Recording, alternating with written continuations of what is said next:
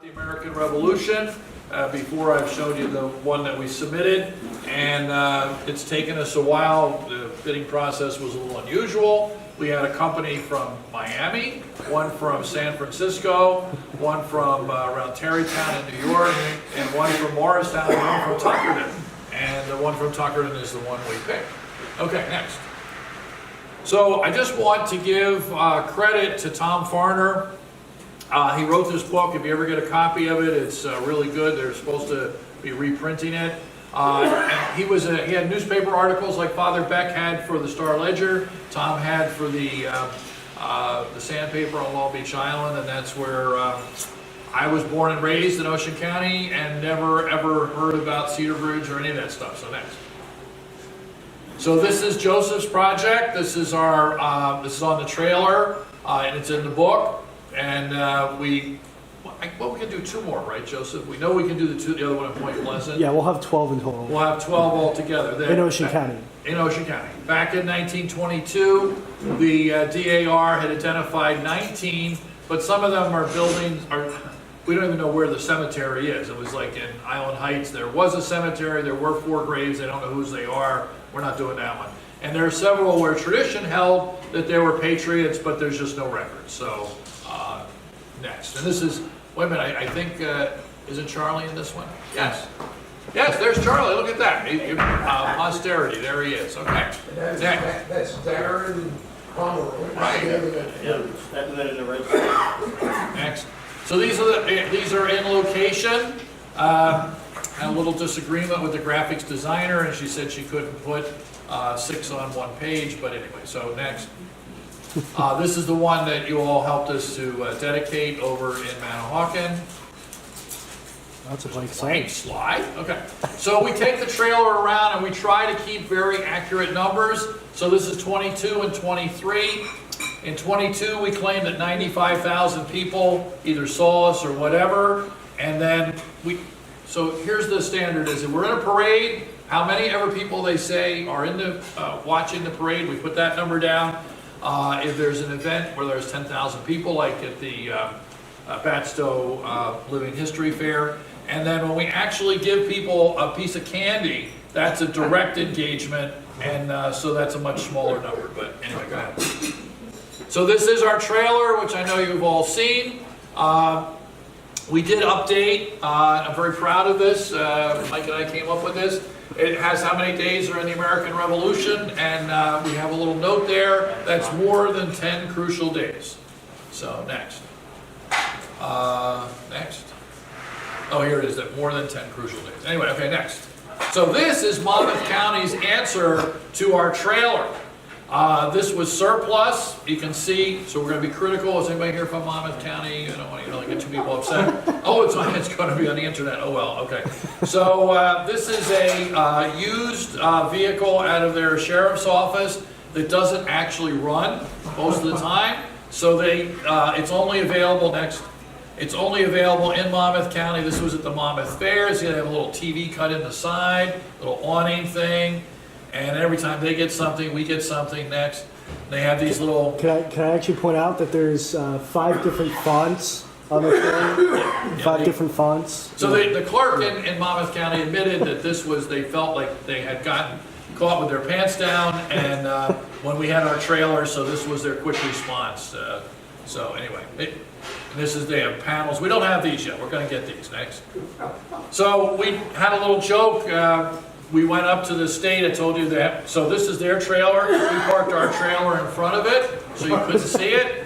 And you can see theirs is bigger, but ours is better. Next. And anyway, next. All right, these are some books. If you get a chance to read these, they're really good. In fact, there's one here by this guy from Goshen. Jamie Hand is in here in the book. This is a very interesting one, this one about salt. That was a big deal along the coast here, was making salt. And the reason that the British wouldn't let us make salt is the same reason they wouldn't let Gandhi make salt. Next. This is our cover for this year. Next. So this is a little welcome from Ginny. This is Mary Jane's first. And when she succeeded Mike in the parks, this is her first welcome letter in any kind of publication. So next. And this is the state, next. This is our little MASH sign, next. So we have music at each of our events. We have the fife and drum, the New Jersey fife and drum, which originally started with the barracks in Trenton.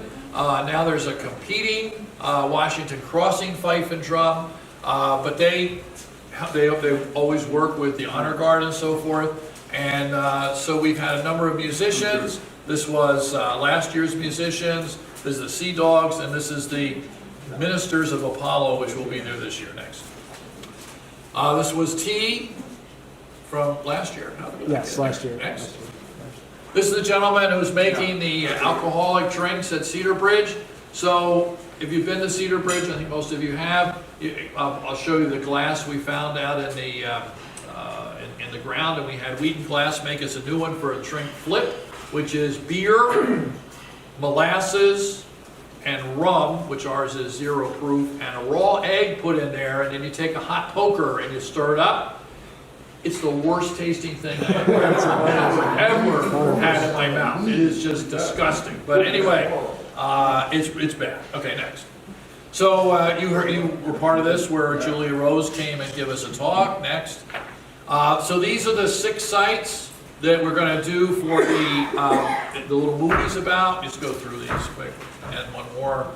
And this is John Bacon. Next. And now this is interesting. This man, Steve, came to us and he did, so most of the paintings were done during the bicentennial, right? And those on the right, they're all from the bicentennial. So this gentleman's been doing some, and so we featured his paintings and made them unbelievable and collectible now that they've been in our book. And we are going to do a contest over the next couple of years. So we have 77 sites, 77 things that happen in Ocean County, and we don't want to always paint just the same scene. So we have to figure out some way to have people submit a sketch or something, and we'll give them 22 topics that they can, that we want to encourage seeing the scene from. Next. This is our event on December 1st. Next. So this is what we do at Cedar Bridge now. We're open for the schools. It's a little slower than I thought it would be at this time. My goal is to get all 4,000 fifth graders in sometime over the next couple of years. But we're working on it. Next. Oh, so we included this thing on Lenape-Hawken. We've been working with a group out of Bridgeton, and it's called the Lenape Reclamation Project? Reestablishment Project. Reestablishment Project. Now, you're all done your supper, so I hope you're not too upset, but there's a group in Bridgeton that plans to reestablish Lenape control of New Jersey. So, they're really nice guys, and they're very informative. So just a very interesting thing. So I think when we all learned about the Lenape in school, we were taught that they left the state, ended up in Oklahoma and Michigan and upstate New York and all that kind of place.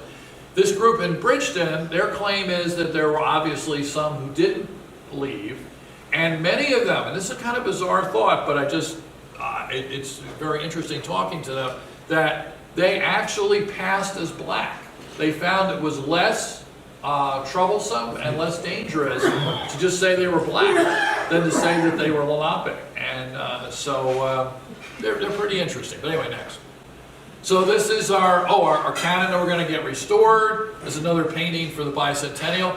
We now own the bomb. We brought this in and showed it to you. And we still haven't had it x-rayed. I'm a little reluctant to...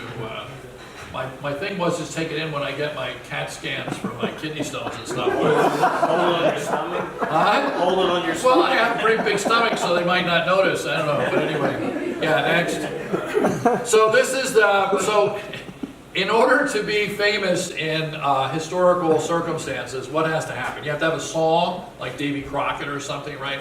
You have to have a wax museum, and you have to have a gift shop. And so we don't have a wax museum, we don't have a gift shop, but we have a song.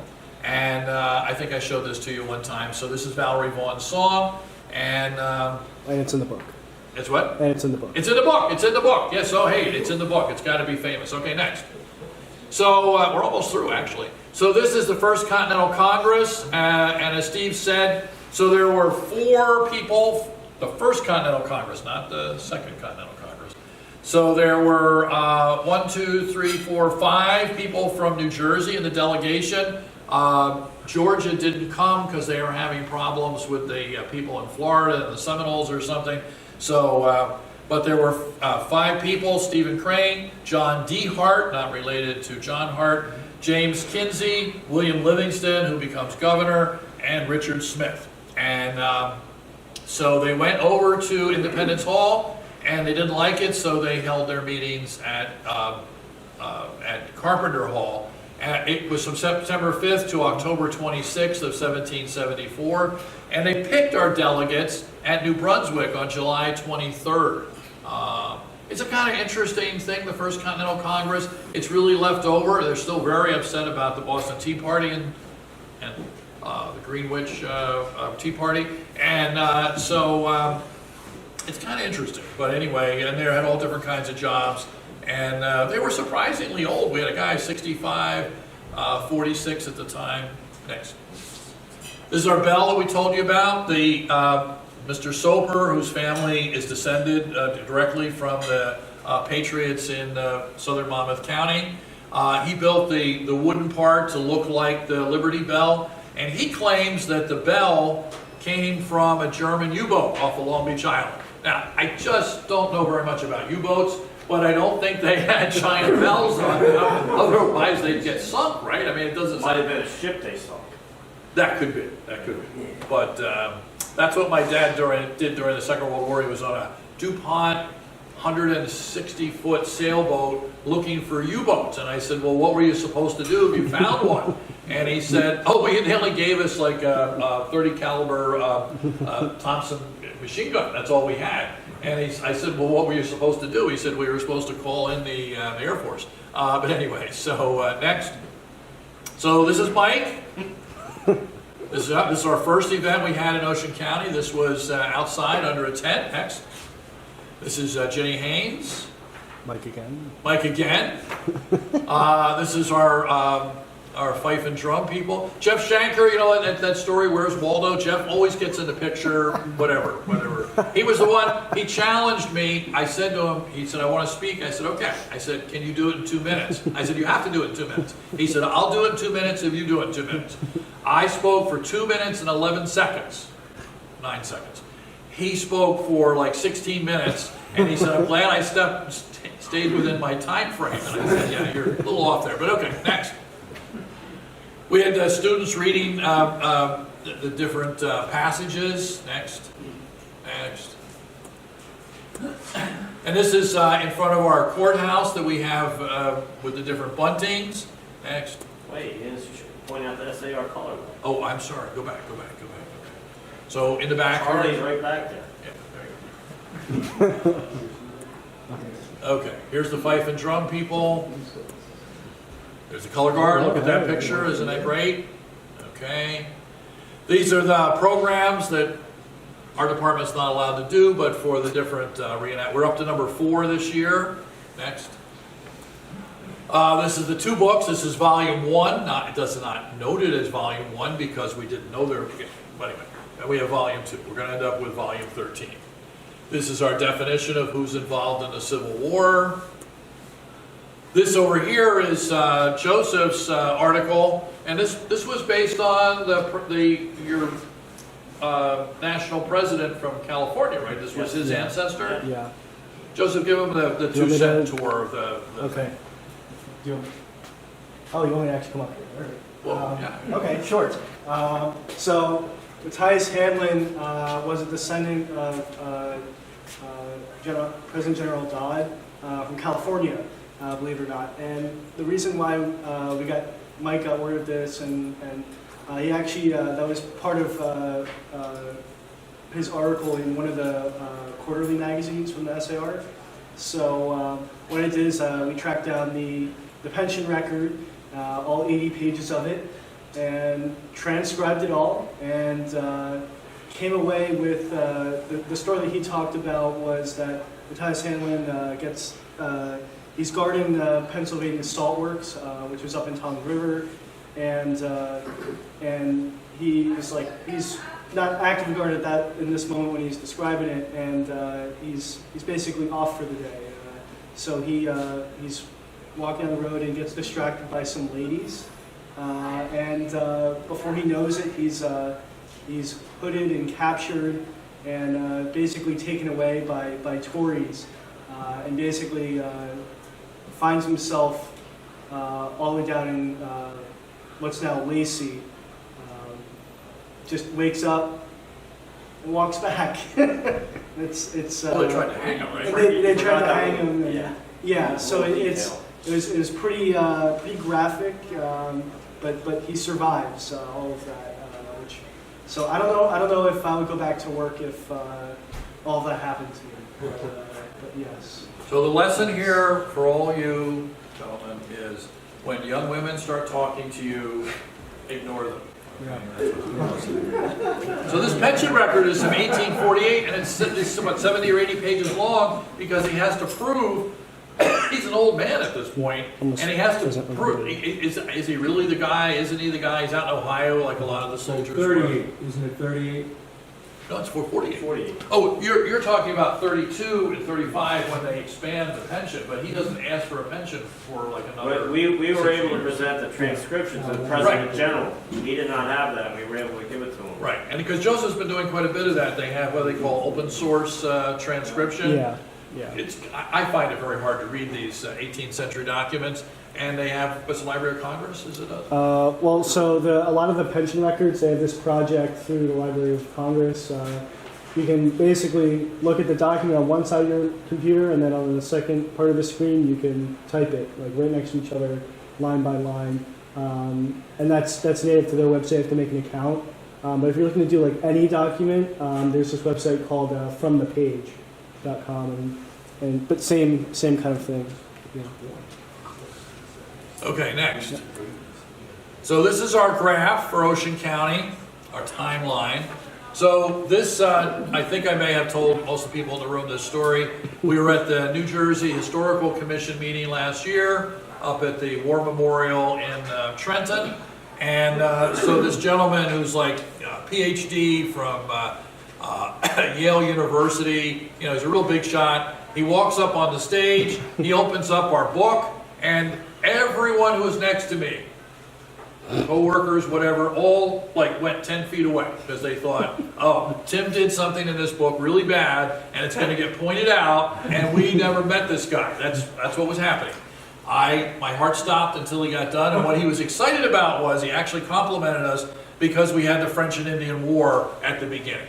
And so we put his picture in here to prove that we got something right. But and anyway, so Nick, who used to work with us, who used to come to the meetings, was very upset because the timeline, as you can see, the number of the space for the different years is different, right? And because 1782 was a big year, we left out a couple of years down here because they didn't fit. So you know, that's what do they call timeline poetic license. So anyway, next.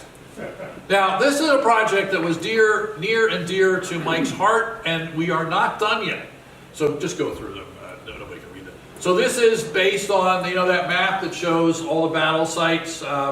Was actually done, what, in 1944 by somebody from the Sons of the American Revolution, updated in the 70s. And it's really, so this is 77 events. Now, when we were at, where were we?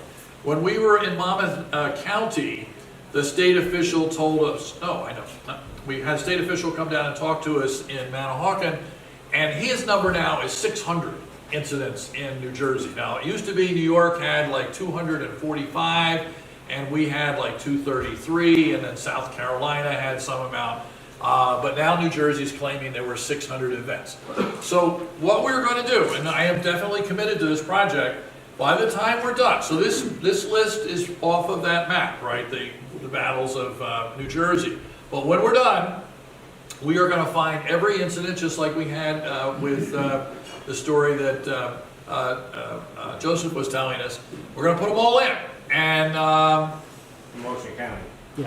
in Ocean County, but then sometimes things that happened outside of Ocean County, like the Battle of Saratoga, the people who are at the Battle of Cedar Bridge with red coats on actually came from Saratoga. So it's a little hard to make this distinction. When we did this for the World War I veterans, this was the hardest project I was ever part of before this project. Every newspaper had a, well, first of all, the Ocean County Historical Society put together a book based on the newspaper articles of who had been in the First World War. Then there was a project during the WPA up in Trenton where they made an index card for everybody, completely different list. Then each of the newspapers in Ocean County had a different list. So by the time we were done, we came up with some 2,453 or whatever it was, but it was the product of, I think, 12 different lists that we conflated down into one. And it's a similar project here. Next. There's a letter of marque. It's not in the book, but it will be next year. This is pretty neat because everybody talks about it, but here is one. So, okay, next. So this is our timeline and our maps from the Cedar Bridge Tavern. Not in the book this year, will be next year. Go ahead. This is George Solanas. I want to make this clear. George Solanas was a totally disabled World War II vet who lived in Little Lake Harbor. And when we do the commemoration of the Battle of Chestnut Neck, George found, so his father was from Poland, and he came over and they anglicized his name to Landis, and his real name in Poland was Sir Landis, so he took that name back. This is the emblem of the Pulaski's Legion, which he got in eastern Pennsylvania. Somebody had made it, and he picked it up. And he single-handedly saved the battle site in Little Lake Harbor. He actually, at that time, you probably all recall, construction was very big, and the people who were developing Mystic Island, Sandy Miller, wanted this piece of property to be 4 houses. And he stood up, like, it was a very courageous thing to do, and he went to the local Acme and held out a can with his little uniform and collected the coins to pay the taxes. Really a very, in my opinion, a real American patriot. Next. This is, this, another is one of those bicentennial paintings that was originally in the bank, right, Mike? Mm-hmm. And then now it's in Toms River High School South Cafeteria. This is what they used to have as in Honey Park. They had a replica block house. There were no doors in the original, and unfortunately unhoused people were living there, and the new one is just a single line. It's not a... Can't hide. You can't hide in there anymore. Next. This is what we think. This is an artist's sketch. Mike was able to find this is the little tavern at Cedar Bridge. Again, it's not in this book. The one from the battle was between these 2 chestnut trees that are there now, and it was listed as a log cabin, right, Mike, for sale? Yeah, I think it was 1800, they were selling the Right. tavern, and it was described as a log structure with a stick structure that had been added, so Right. during the Revolution, it probably was totally a log structure. So it's been a pretty rustic place. Yeah, it was really rustic. Next. So this is Mr. Glansman. I told you most of the paintings are from the bicentennial. Mr. Glansman is the one who actually did the covers for Time magazine for the bicentennial. He did one for each of for Jefferson, Adams, Franklin, and I don't know who the 4th person was, Washington. And so they gave me a call at my county job, and they said, you have to go see this senior citizen. He has this this painting of the battle at Barnegat Light, and I was like, yeah, he has a paint by numbers, whatever. So my wife and I went out there. He's a contemporary of Norman Rockwell, and so he did a series of 6 paintings for us, and they were done in 2009 to 2012, and it was really one of his last major commission. And so we were really happy to do that. One of his paintings is in Independence Hall, correct? Oh, absolutely, yeah. He did the moon landing. He did the moon landing cover of Time magazine. I mean, this guy is like really a very important illustrator. And Mike's mother, who was an illustrator, actually went up with us, and he was a really nice guy. He pretended to be deaf, except when he wanted to not be deaf, and anyway. And that's it.